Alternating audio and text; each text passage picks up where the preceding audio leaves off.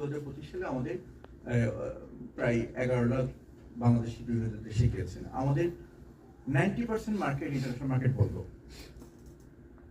আমাদের কাতার বন্ধ, আমাদের ইউএই বন্ধ, আমাদের মালয়েশিয়া বন্ধ, খুব অল্প কিছু যাচ্ছে সিঙ্গাপুরে।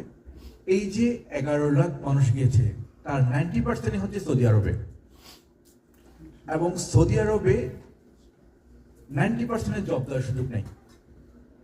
তার একটা বড় অংশ, যেটা বললাম আমাদের ডেটা নেই, বড় অংশ রিটার্ন করেছে, বড় অংশ ওখানে গিয়ে কাজ পাচ্ছে না মাসের পর মাস।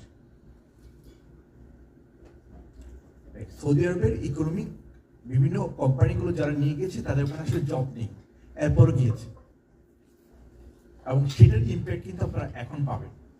এই যে যেই মানুষগুলো ব্যাক করছে, এই মানুষগুলোর ডেটা গভর্নমেন্টও রাখছে না, সিভিল সোসাইটির পক্ষ থেকেও বা এনজিওদের পক্ষ থেকেও কেউ ডেটা কালেকশন করার ক্যাপাসিটি নেই বা তৈরি করছে না।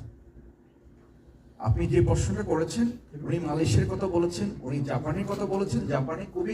জাপানে এটা গত গভর্নমেন্টের কোনো অবদান না।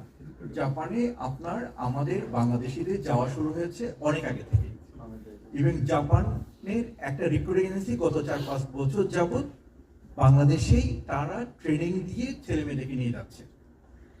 তো এবং জাপানে যেহেতু এজিং গ্রুপ বেড়ে যাচ্ছে, ওখানে কিন্তু এলডারলি পিপল কেয়ার করার জন্য কেয়ার ইকোনমিতে প্রচুর ইয়াং কেয়ার গিভারের দরকার হয়েছে।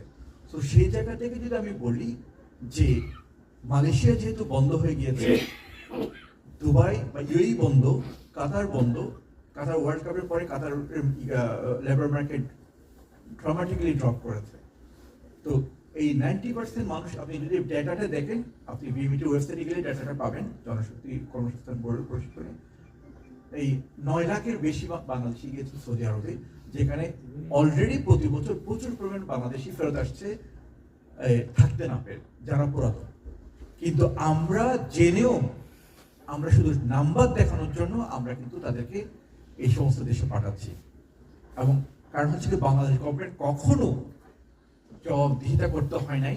ওই দেশে লিবিয়াতে তুমি মানুষ পাঠিয়েছো, ওরা তো সবাই ফেরত আসছে নির্যাতনের শিকার হয়ে, তুমি এটার জবাব কি দিবে? আপনি আমাকে যে প্রশ্নটা করেছেন, সেই জবাবটা বাংলাদেশ সরকার কখনো তার নাগরিককে আগে দেওয়া প্রয়োজন বলে বা দেওয়ার সুযোগ আছে বলে কখনো মনে করেনি।